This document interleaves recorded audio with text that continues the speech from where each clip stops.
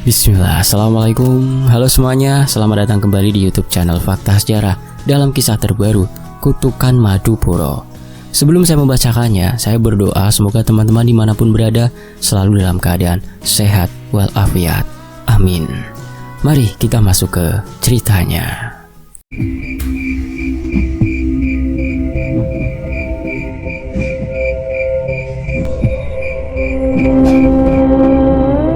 Hujan baru saja berhenti ketika malam menelan jalan Madupuro. Sisa air yang mengalir di parit berwarna hitam pekat membawa aroma lumpur dan sampah yang terbakar separuh busuk. Di kejauhan, suara kodok dan riuh jangkrik terdengar tidak seperti biasanya. Mereka seolah saling menimpali di antara bunyi air yang menetes dari atap rumah warga. Lampu jalan berkelap-kelip, udara lembab menempel di kulit. Semua rumah di gang kecil itu sudah tertutup rapat. Akan tetapi, di warung kecil milik Bu Rohani yang berada tepat di tepi parit, cahaya redup dari bohlam gantung masih menyala. Perempuan tua itu duduk di bangku kayu, menggenggam cangkir teh yang sudah dingin. Ia baru saja hendak mematikan lampu saat mendengar sesuatu dari arah sungai kecil di belakang warung. Suara itu pelan, seperti seseorang yang berbisik di sela air mengalir. "Tolong!" Bu Rohani menegakkan tubuh, matanya menyapu keluar jendela. Parit di belakang rumah hanya terlihat sebagai garis gelap berkilat di bawah sinar lampu. Ia menahan nafas. Tak ada siapapun. Angin membawa bau busuk dari arah sungai, menusuk hidung hingga perutnya terasa mual. Ia menelan ludah, lalu memanggil suaminya yang sedang di ruang tengah.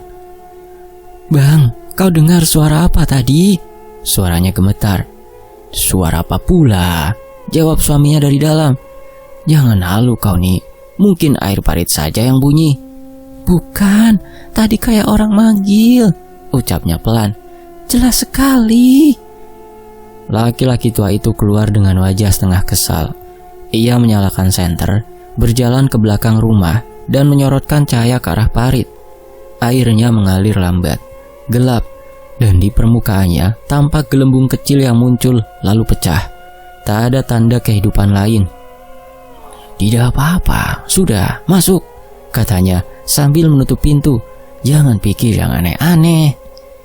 Namun malam itu, anjing tetangga menggonggong terus-menerus ke arah air. Dari dapur, Bu Rohani mendengar sayup ayam yang berkokok, padahal belum lewat tengah malam. Ia tidak tidur sampai subuh. Keesokan paginya, kampung perintis berubah lebih sepi dari biasanya. Langit mendung, udara masih lembab. Di tembok warung Bu Rohani, terlihat jejak lumpur berwarna hitam memanjang dari dasar parit sampai ke dinding setinggi dada orang dewasa, seperti bekas tangan yang mencoba memanjat tapi gagal. Warga yang lewat berhenti. Salah satunya, Maman, penjaga malam yang baru selesai ronda, menatap lama bekas itu. "Ini siapa yang naik ke sini malam tadi?" tanyanya. "Entah," jawab Bu Rohani. "Aku pun bingung, pagi-pagi sudah begini. Kayak bekas orang jatuh, tapi kok cuma satu arah." Maman menunduk, memandangi jejak kaki basah yang menuju jalan utama. "Lihat ini, jejaknya dari parit ke arah jalan, tapi cuma satu pasang." Bu Rohani merinding. "Kau pikir siapa?" Maman mengangkat bahu. "Mungkin anak muda yang mabuk. Sering juga ada yang nyebur ke parit karena mabuk." Beberapa orang lain datang, ikut menatap. Mereka saling berbisik, menebak-nebak penyebabnya. Tidak ada yang tahu bahwa malam sebelumnya ada sesuatu yang bergerak di bawah air. Malam berikutnya, hujan turun lagi, lebih deras dari sebelumnya. Air sungai meluap, menelan tepi jalan. Lampu-lampu di kampung meredup satu persatu. Di antara gemuruh air dan petir, terdengar kembali suara itu, lebih jelas dan berat. "Fadli!" Suaranya seperti berasal dari kejauhan, menggema. Sopyan, seorang pemuda yang sedang berteduh di teras rumah, sontak berdiri. Ia menatap sekeliling, tapi tidak melihat siapapun. Parit di depan rumahnya bergolak. seperti ada yang baru saja melintas di bawah permukaannya. Ia melangkah pelan, menyorotkan senter ke air. "Siapa di situ?" tanyanya. Tak ada jawaban, tapi air beriak dan di antara riak itu muncul gelembung besar, mengeluarkan bau busuk seperti lumpur basi. Sopyan menutup hidungnya. Ia merasa bulu kuduknya berdiri. Dari ujung jalan terlihat Fadli, si lurah perintis, berjalan cepat sambil menutup kepala dengan jas hujan. Ia baru pulang dari pertemuan di kantor camat. Saat melewati Sopyan, lelaki muda itu berkata dengan nada gugup, "Pak Lurah, tadi ada suara aneh dari parit." Fadli berhenti sejenak. "Suara apa?" "Kayak orang manggil nama bapak," jawab Sopyan. "Saya dengar jelas dari arah situ." Fadli menatap parit yang gelap. Wajahnya tegang. "Jangan bercanda malam-malam begini, Sob. Aku capek." "Saya serius, Pak. Sumpah saya dengar." "Sudahlah, air naik. Mungkin suara angin dari bawah jembatan." Fadli melangkah pergi. Tapi dalam hatinya ada rasa tidak enak. Ia mempercepat langkah. Sementara di belakangnya, air parit mengeluarkan suara gemericik aneh, seperti seseorang berjalan di dalamnya. Malam-malam berikutnya tidak lebih tenang. Warga mulai gelisah karena banyak kejadian ganjil. Anak-anak kecil mengigau, menyebut nama yang sama dalam tidur. Beberapa rumah mencium bau lumpur busuk yang entah dari mana asalnya. Bahkan ada sumur yang airnya tiba-tiba menghitam semalaman. Di warung kopi dekat simpang jalan, beberapa lelaki berkumpul membicarakan hal itu. Maman, Sopyan, dan dua orang lainnya duduk sambil menatap jalan sepi. "Aku bilang, itu bukan orang, itu jin penunggu parit," kata Maman. "Dulu sebelum dibangun jalan ini, katanya pernah ada yang tenggelam." "Jin apa?" balas Sopyan. "Aku lihat sendiri sosoknya, duduk di tepi parit, pakai baju putih lusuh, kepalanya nunduk. Aku kira orang, tapi pas aku panggil, dia tidak bergerak. Begitu aku nyalakan senter, hilang." "Bohong kau, demi Allah, aku tidak bohong." Bu Rohani yang kebetulan lewat berhenti di depan warung. Ia ikut bicara, suaranya pelan. "Itu bukan jin, aku yakin itu manusia yang belum tenang. Kau ingat Adi?" Semua menoleh. Maman mengerutkan dahi. "Adi yang sering ribut soal polisi tidur itu?" "Iya," jawab Bu Rohani. "Udah seminggu tidak kelihatan. Istrinya katanya nyari-nyari, tapi belum pulang-pulang." Sopyan menatap teman-temannya. "Jangan-jangan..." Belum sempat ia melanjutkan kalimat, suara petir memecah langit. Angin malah membawa bau anyir menyengat. Mereka serempak menoleh ke arah parit di seberang jalan, dan sekejap saja semua obrolan berhenti. Di bawah cahaya lampu yang temaram, tampak sosok berdiri di tepi air. Tubuhnya kurus, bajunya menempel penuh lumpur, rambutnya menutupi wajah. Ia menatap ke arah mereka tanpa bergerak sedikit pun. Sopyan menggenggam lengan Maman. Kau lihat itu?" "Lihat," jawab Maman nyaris tanpa suara. Saat angin berembus, tubuh sosok itu perlahan memudar, lalu hilang bersama cipratan air. Bau busuk semakin kuat.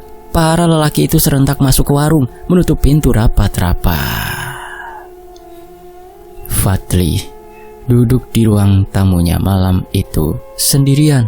Di meja, televisi menampilkan berita lokal yang memberitakan banjir kecil di kawasan Medan Timur. Akan tetapi, pikirannya tidak ke sana. Sejak 2 hari terakhir, ia sering mencium bau lumpur dari bawah jendela rumahnya. Kadang saat tengah malam, ia mendengar suara orang berjalan pelan di pekarangan, lalu berhenti tepat di bawah jendela kamarnya. Ia menekuk kopi hitam, mencoba menenangkan diri, tapi bau itu muncul lagi. Bau amis bercampur tanah basah. "Bu," panggilnya. Akan tetapi, istrinya sudah tidur di kamar. Ia berdiri, membuka tirai perlahan. Di luar hanya gelap dan sisa air hujan yang menggenang. Namun, saat ia hendak menutup tirai, matanya menangkap sesuatu di tepi jalan. Ada sosok berdiri di dekat parit. Tubuhnya basah kuyup, wajahnya tertunduk. Hanya sesaat, tapi Fadli merasa yakin itu bukan orang asing. Ia menelan ludah dan menutup tirai dengan cepat. Tubuhnya gemetar. Di luar, anjing menggonggong bersaut-sautan, lalu sunyi. Keesokan harinya, warga ramai membicarakan kejadian aneh itu. Beberapa orang mengaku melihat sosok yang sama malam tadi, duduk di pinggir parit dengan kepala menunduk. Beberapa lainnya mendengar suara langkah di air walau paritnya dangkal. Tak ada yang berani keluar malam. Sore itu, Fadli mendatangi warung kopi. Ia mencoba menenangkan warga. Sudah, jangan percaya cerita yang aneh-aneh. Mungkin cuma bayangan orang, katanya. Atau pencuri yang nyebur ke parit. Maman menatap Fadli dengan pandangan ragu. Tapi kami dengar, Pak. Suara itu nyebut nama Bapak. Fadli memaksakan senyum. Kau terlalu banyak nonton film horor. Terserah Bapak mau bilang apa, timpal Sopyan. Tapi semalam aku lihat dia. Dia duduk di bawah jembatan, badannya penuh lumpur dan matanya. Matanya kenapa? Tanya Fadli cepat. Sopyan menghela nafas. Terbuka lebar, kayak orang tenggelam yang belum dikubur. Fadli menatapnya tajam. Kalau masih ngomong sembarangan, bisa aku laporkan kau bikin isu ini.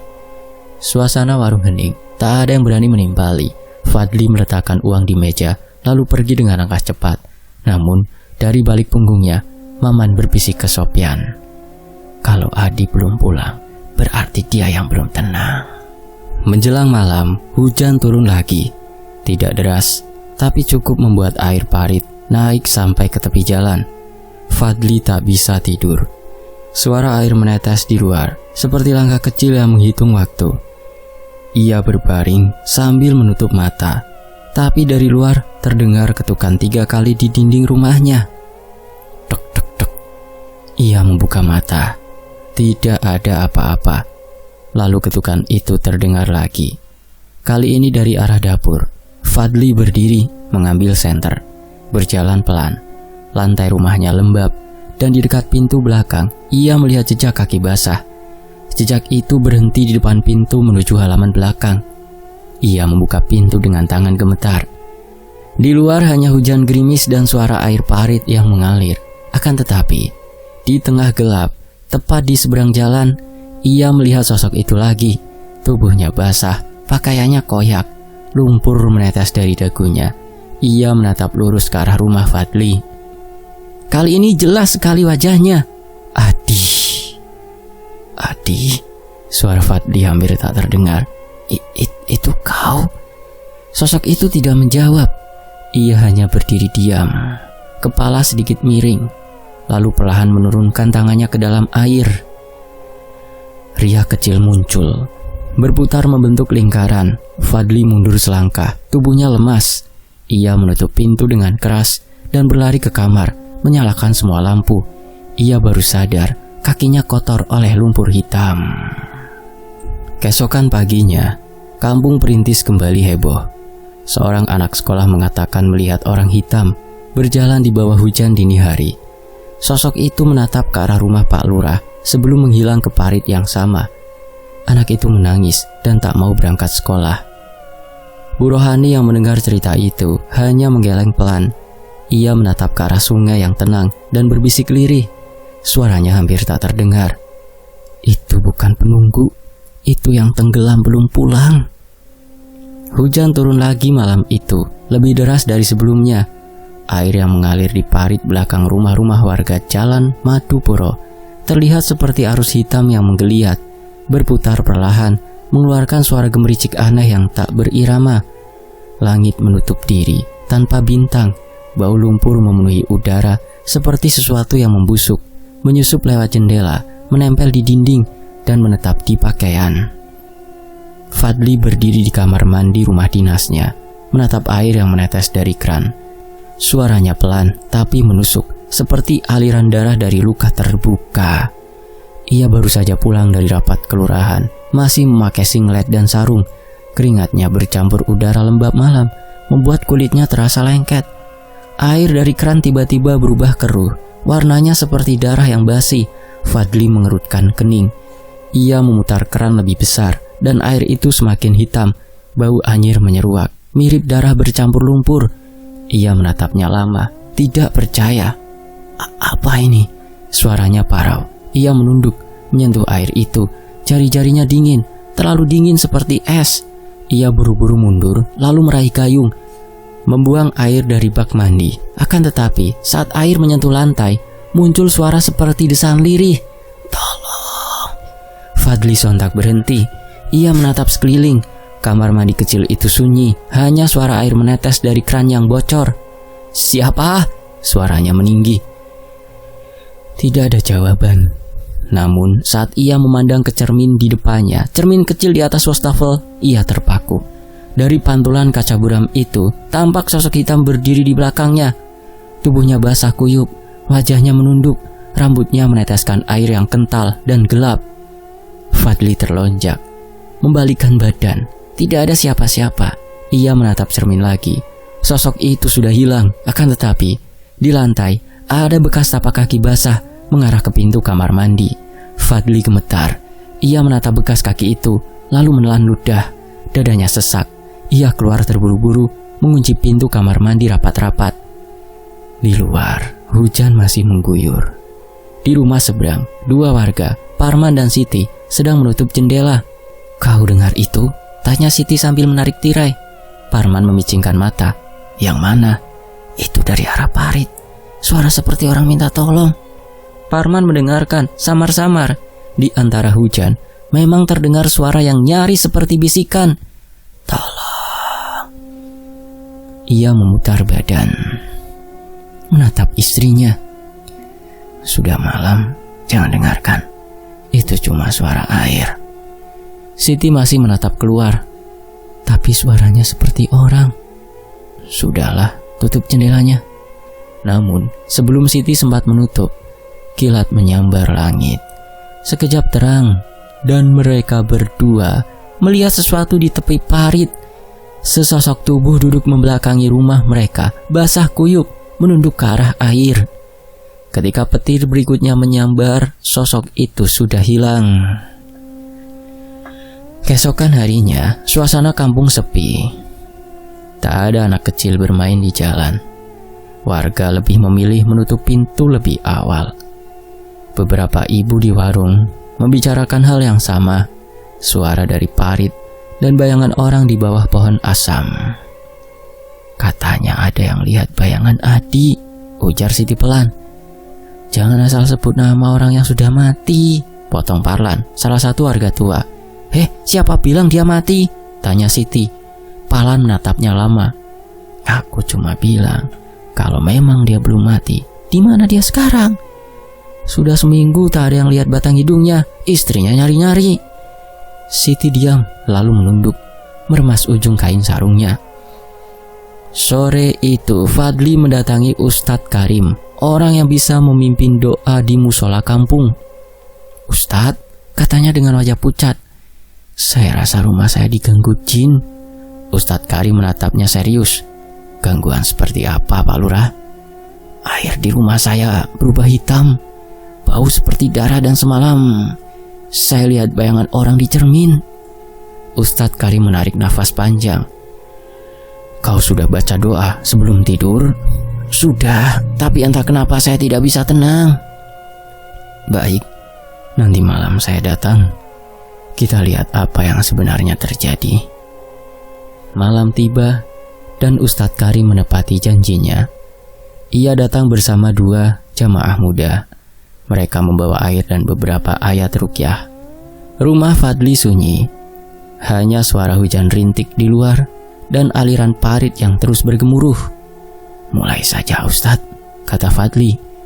"Saya ingin tahu apa yang ganggu rumah saya." Ustadz Karim membuka Al-Quran dan mulai membaca. Suaranya dalam dan berat, menggema di ruang tamu. Lampu berkelap-kelip beberapa kali, lalu mati sesaat sebelum hidup kembali. Ketika ayat Al-Baqarah ayat 255 dibacakan, terdengar suara dari arah dapur. Salah satu jamaah muda menoleh. "Itu suara apa, Pak Lurah?" Fadli berdiri perlahan dari belakang. Mereka berjalan ke arah dapur. Langkahnya pelan, menahan nafas. Dapur itu lembab, lampunya berayun pelan tertiup angin. Lantai basah.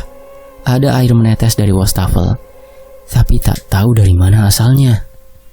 Ketika Ustadz Karim membaca ayat berikutnya, suara dari luar rumah terdengar jeritan panjang, seolah seseorang diseret di sepanjang parit. Semua orang membeku. Jeritan itu berhenti tiba-tiba, berganti dengan suara tawa lirih, jauh tapi menggema. Ustadz Karim menatap Fadli. Saya rasa bukan jin. Ini sesuatu yang belum tenang. Belum tenang? Fadli menelan ludah. Maksud Ustadz? Bisa jadi arwah. Sesuatu yang belum menemukan jalannya pulang. Fadli menggeleng cepat. Tidak mungkin. Tidak ada orang mati di sini. Namun suara itu datang lagi. Kali ini lebih dekat. Fadli. Ustadz Karim berhenti membaca. Wajahnya menegang. Kau dengar? Fadli tak menjawab. Ia hanya mundur. Matanya melebar. Tubuhnya gemetar hebat. Fadli. Suara itu semakin jelas. Seperti berasal dari bawah lantai rumah. Air di bak cuci mulai bergolak pelan. Dari lubang pembuangan muncul lumpur pekat yang mengalir ke lantai, membentuk jejak kaki samar. Salah satu jamaah muda berteriak, Allahu Akbar! Ustadz Karim segera membaca ayat kursi dengan keras. Akan tetapi setiap kali ayat dibacakan, air di lantai beriak semakin cepat. Dari bawah muncul aroma busuk menyengat. Fadli menutup hidung lalu berlari keluar rumah. Di luar hujan mulai reda, namun udara terasa panas dan lembab. Fadli berdiri di halaman, menatap parit di depan rumahnya. Airnya meluap sampai ke jalan. Permukaannya hitam, bergelembung seperti hidup. Ia memegang kepalanya yang berdenyut. Suara Fadli masih terngiang di telinga. Ia menatap ke arah air yang bergulung perlahan. Fadli melihat bayangan seseorang berdiri di seberang jalan. Sosok itu diam saja. Wajahnya tertutup rambut basah. Bajunya seperti robek-robek. Kulitnya pucat. Fadli melangkah mundur. Siapa kau? Suaranya bergetar. Sosok itu tidak menjawab. Akan tetapi tangan kanannya perlahan menunjuk ke arah Fadli. Kemudian air parit memercik tinggi seperti sesuatu menyembur dari dalam. Fadli menjerit, lalu berlari masuk ke rumah. Kampung perintis berubah dalam seminggu. Warga tak berani keluar malam. Musola sepi, bahkan hanya segelintir orang yang datang sholat berjamaah. Tiap kali hujan turun, suara orang minta tolong terdengar lagi dari arah sungai. Dan beberapa rumah di sekitar parit mulai mencium bau anyir yang sama seperti di rumah Fadli. Ibu-ibu berbisik di warung, menyebut nama Adi setengah takut. Dia belum dikubur, makanya arwahnya gentayangan, kata seorang ibu. Yang lain menimpali, tapi siapa yang tahu dia mati? Seseorang menjawab pelan, yang tahu cuma Pak Lurah. Malam itu Fadli tertidur dengan gelisah. Ia bermimpi dirinya berdiri di tepi sungai. Hujan turun deras dan seseorang di depannya menjerit minta tolong, tapi wajah orang itu tertutup lumpur. Ia mencoba menarik tangan itu, tapi tangan itu justru menariknya masuk ke air. Fadli terbangun dengan nafas tersengal. Keringat dingin membasahi punggungnya. Ia menatap sekeliling kamar, semuanya gelap. Ketika ia menyalakan lampu, pandangannya tertumbuk pada sesuatu di ujung ranjang. Sepasang tapak kaki basah. Ia menatapnya lama, menelan ludah. Tangannya gemetar saat meraih ponsel, tapi ponsel itu mati total. Ia mengangkat selimut, dingin, basah. Bajunya juga lembab, dan saat ia menurunkannya ke hidung, bau lumpur itu kembali, bau busuk dari sungai. Ia menutup wajahnya dengan kedua tangan, tapi di antara dengus nafasnya yang tersengal, suara itu kembali terdengar dari luar jendela. Pelan, jelas. Fadli. Suara itu disusul oleh ketukan lembut di kaca jendela. Sekali, dua kali, tiga kali. Fadli menoleh perlahan. Di balik kaca, sosok hitam berdiri menatapnya. Air menetes dari rambutnya, membasahi kusen jendela. Untuk pertama kalinya, Fadli bisa melihat wajah itu dengan jelas, pucat, penuh lumpur, dan bibirnya bergetar. Tolong aku, Fadli. Cahaya lampu berkelip lalu padam. Suara hujan kembali turun, menelan semua suara. Beberapa hari sudah berlalu. Fadli semakin terus dihantui mimpi buruk. Kau pikir Orang-orang akan lupa begitu saja, Di. Suara Fadli terdengar berat. Adi menatapnya bingung. Apa maksudmu, Pak? Aku cuma bilang polisi tidur itu bahaya kok. Anak kecil bisa jatuh kalau lewat malam-malam. Jangan sebut-sebut soal itu lagi, potong Fadli cepat. Aku lurah di sini dan aku tahu mana yang perlu diperbaiki. Hujan baru berhenti sore tadi, tapi tanah di tepi sungai masih licin. Udara lembab menusuk kulit dan kabut tipis menggantung di permukaan air.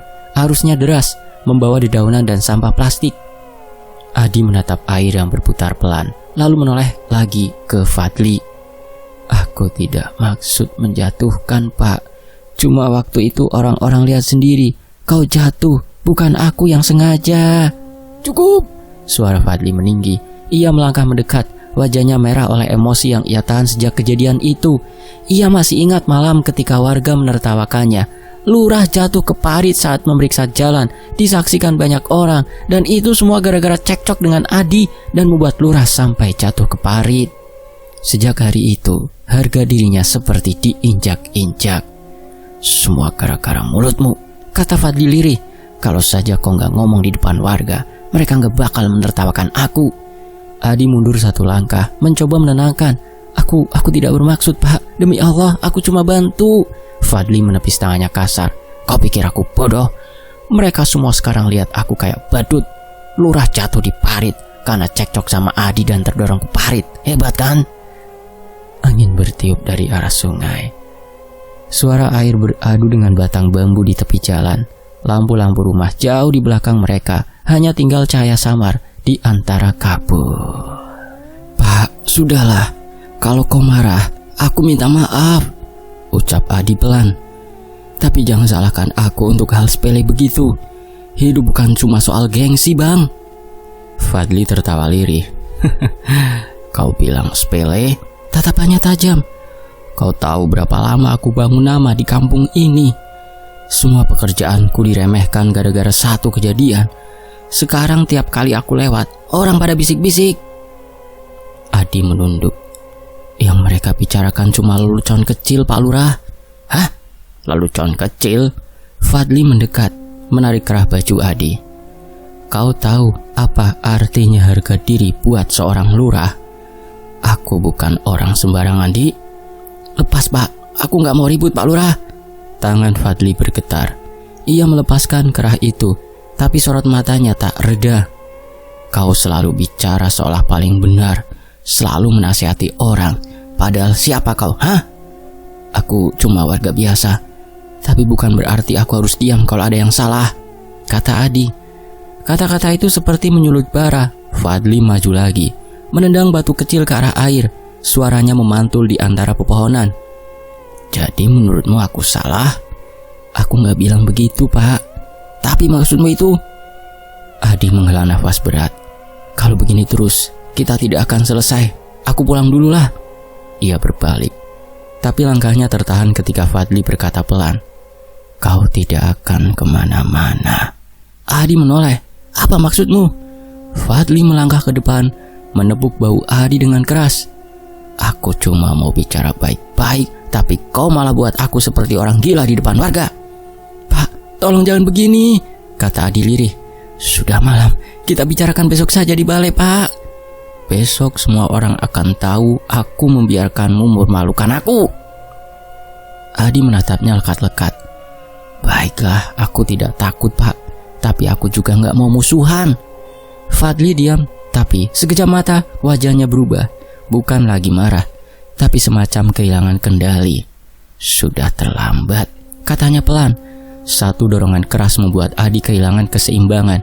Ia jatuh tersungkur ke tanah yang licin. Air dari tepi sungai merembes ke pakaiannya. Pak, kau gila? Seru Adi mencoba bangkit. Fadli menendang perutnya, membuatnya terjatuh lagi ke pinggir air. Nafas Adi tersengal. Ia berusaha memegang batu, tapi tangannya licin.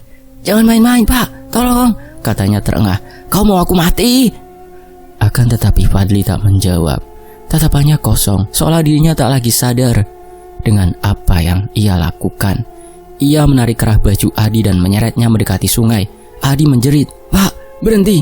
Aku sumpah, aku gak bermaksud. Diam. Fadli mendorongnya kuat-kuat. Tubuh Adi terlempar ke air yang deras. Suara cipratan terdengar keras, lalu sepi. Fadli berdiri mematung. Arus membawa tubuh Adi menjauh, hanya menyisakan gelembung dan percikan kecil.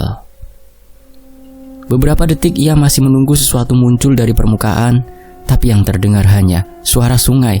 Ia menatap tangannya sendiri, bergetar hebat. Aku cuma mau menakut-nakuti, gumamnya. Aku tidak niat. Namun air tetap mengalir dan tubuh itu tak pernah muncul lagi. Fadli terbangun dari tidurnya. Dadanya naik turun. Kamar terasa pengap. Ia menatap dinding lalu ke lantai. Ada bekas lumpur mengering di dekat tempat tidurnya. Ia menggosok matanya. Mimpi lagi. Suaranya serak, akan tetapi aroma anyir menusuk hidung. Dari luar terdengar gemericik air. Hujan turun rintik-rintik. Fadli berdiri, menyalakan lampu. Saat menatap jendela, sesuatu bergerak cepat. Di luar seperti bayangan seseorang berdiri di bawah pohon pisang. "Siapa di sana?" teriaknya. Tak ada jawaban. Ia membuka jendela, menatap keluar. Tanah basah, tapi sepi. Hanya ada suara air dari parit kecil yang mengalir di belakang rumah. Ia menghembus nafas. Halusinasi. Namun ketika ia berbalik, suara langkah terdengar di bawah lantai papan rumahnya. Pelan tapi nyata. Tok tok tok.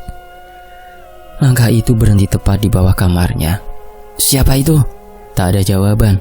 Lalu suara itu berubah jadi gesekan, seperti sesuatu yang diseret pelan. Fadli mengambil senter, bergegas turun. Ia menyorotkan cahaya ke bawah kolong rumah. Tak ada siapapun, hanya air parit yang mengalir tenang. Ia mundur 2 langkah. Tapi tiba-tiba terdengar suara yang ia kenal parau, terputus tapi jelas. "Kau dorong aku, Bang." Fadli terpaku, lehernya kaku. Ia menatap ke arah parit, tapi hanya melihat air yang bergerak pelan. "Siapa itu? Jangan main-main." Suaranya gemetar. "Bang, aku kedinginan." Fadli mundur hingga punggungnya menempel ke dinding. "Tidak, kau sudah mati, Adi." Air di parit bergolak sebentar, lalu tenang lagi. Ia berlari masuk ke rumah, menutup pintu rapat-rapat. Nafasnya berat, keringat dingin membasahi pelipis. Dari dalam kamar, terdengar sayup-sayup suara azan subuh. Fadli duduk di lantai, wajahnya pucat. "Aku cuma khilaf," bisiknya. "Aku tidak sengaja." Namun suara itu terdengar lagi, pelan, dari arah bawah rumah. "Tapi aku mati, Bang." Fadli menjerit, memukul dinding dengan keras. "Diam, aku tidak sengaja." Pukulannya membuat dinding bergetar dan dari sela papan air hitam merembes keluar, membasahi lantai. Bau lumpur memenuhi ruangan. Ia menatap air itu, lalu berlari keluar rumah, menembus hujan. Beberapa warga yang sudah siap ke surau menatapnya heran. "Pak Lurah?" panggil salah satu dari mereka. Akan tetapi Fadli terus berlari menuju sungai. Langit masih gelap. Air sungai berwarna hitam pekat. Ia menatap arus itu lama-lama. Nafasnya tidak teratur. "Kalau kau masih di situ, maafkan aku," ucapnya pelan. "Aku hanya manusia. Aku takut dipermalukan." Namun tak ada jawaban, hanya suara air menabrak batu. Pagi harinya, warga Jalan Madupuro dikejutkan kabar dari anak-anak yang bermain di jembatan. Mereka menemukan sesuatu di bawah sana. Ketika warga datang, bau busuk menyambut. Seorang lelaki tua menuruni tebing kecil, menyorotkan senter ke air. Astagfirullah. Tubuh mengapung dengan wajah tertelungkup. Pakaian yang dikenakan sudah sobek. Salah satu tangannya tertekuk di posisi aneh. Begitu dibalik, semua langsung diam. Mata itu terbuka, menatap kosong ke arah jembatan. Dari mulut dan hidungnya keluar lumpur hitam kental. "Ini Adi," ujar seseorang lirih. Tak ada yang berani bicara setelah itu. Ketika jenazah diangkat, arus air kembali beriak, seolah menolak melepaskan. Lumpur menetes dari tubuhnya, meninggalkan jejak di tanah. Beberapa warga menatap satu sama lain. Bukannya terakhir kali dia sempat cekcok kan sama Pak Lurah? Iya katanya, sahut yang lain. Tapi bagaimana bisa dia sudah begini? Ustadz kampung datang beberapa menit kemudian. Wajahnya tegang. Ia menatap tubuh Adi yang sudah dibaringkan di tepi sungai. Innalillahi. Fadli datang belakangan, basah kuyup. Tatapannya kosong melihat tubuh itu, tak bicara sepatah kata pun. Ustadz menatapnya lama. Pak Lurah, kau tahu dia kan? Fadli mengangguk pelan. Warga bilang semalam kau keluar rumah sendirian. Apa kau lihat sesuatu? Fadli diam. Suara air sungai terdengar seperti dengung yang menusuk kepala. Pak Lurah, ulang sang Ustadz. Aku tidak tahu, jawabnya akhirnya. Aku hanya dengar suara. Ustadz mengangguk. Suaranya memanggilmu? Fadli menatapnya kaget. Pak Ustadz tahu? Banyak warga dengar juga, jawab Ustadz itu. Mereka bilang, semalam dari arah Pari terdengar orang menyebut nama seorang berkali-kali. Fadli menelan ludah. Siapa yang disebut namanya? Ustadz itu menatapnya dalam-dalam. Namamu. Hening panjang mengisi udara. Hanya bunyi air yang masih bergerak pelan di bawah jembatan. Aku tanya sama kau, Fadli, apa benar kau yang mendorong Adi? Suara itu keluar dari mulut Harun, ketua lingkungan yang sejak tadi menatap jasad Adi. Nafasnya berat. Di belakangnya puluhan warga menatap dengan pandangan marah. Sebagian masih memakai sandal rumah, sebagian lagi menggenggam kayu atau batu. Fadli menatap mereka dari balik pintu yang terbuka setengah. Wajahnya pucat, rambutnya acak-acakan, dan bajunya berantakan seperti orang belum tidur berhari-hari. Aku tidak tahu apa-apa, suaranya gemetar. Jangan bohong, Fadli. Kami tahu kalian kemarin habis cekcok, lalu ada yang bilang kamu ngajak ketemuan. Setelah Harun lagi. Warga lain menimpali. Iya, kami juga dengar dari orang yang lihat kalian berdua malam itu di tepi sungai, cekcok. Fadli menelan ludah, matanya bergerak gelisah. Itu bukan aku. Aku tidak ketemu siapa-siapa malam itu. Kalian semua salah paham. Akan tetapi, suara di belakang barisan warga menjawab lantang. Kau pikir kami bodoh, Fadli? Adi tidak bakal bunuh diri di sungai. Dia bukan orang gila. Dan kami tahu, cuma kau yang terakhir kali terlihat bersamanya. Udara siang itu terasa panas dan menekan.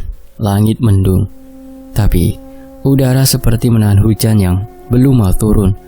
Wajah-wajah warga tampak merah. Mereka semua sudah tahu sesuatu tidak beres sejak jasad Adi diangkat dari bawah jembatan dengan mata terbuka. Fadli berpegangan di sisi pintu. Tangannya bergetar. Ia melihat ke arah Harun, lalu ke kerumunan di belakangnya. Dia yang mulai duluan, katanya pelan. Dia yang hina aku di depan orang-orang. Aku lurah di sini, tapi dia permalukan aku. Beberapa warga berteriak, permalukan? Cuma gara-gara polisi tidur kau bunuh dia? Dasar gila, cuma karena gengsi. Fadli menutup telinganya, wajahnya pucat. Aku tidak mau bunuh dia, aku cuma mau ngajarin pelajaran. Pelajaran sampai mati? Suara Harun meninggi. Fadli terdiam, dadanya naik turun cepat. Aku dorong dia, iya, tapi aku gak niat bunuh. Dia jatuh sendiri. Kepalanya kebentur batu terus airnya deras. Aku mau nolong tapi... Kalimatnya terhenti. Ia menunduk, menutup wajah dengan kedua tangannya. Tapi aku takut, katanya lirih. Teriakan langsung pecah dari kerumunan. Pembunuh! Iya, dia ngaku sendiri. Harun mengangkat tangan berusaha menenangkan. Tapi teriakan warga sudah jadi gelombang. Sudah, diam dulu semua. Namun tidak ada yang diam. Seseorang di belakang sudah berteriak, dia tidak pantas hidup di kampung ini. Lalu yang lain menimpali.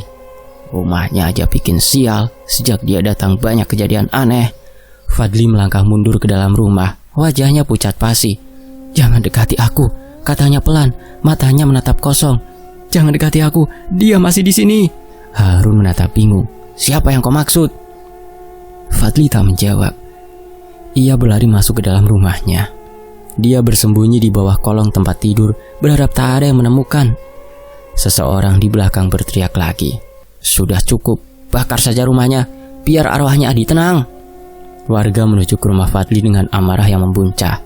Kerumunan bergemuruh, ada yang melempar batu ke atap. Suaranya memecah keheningan. Fadli menjerit kecil dan menutup kepala.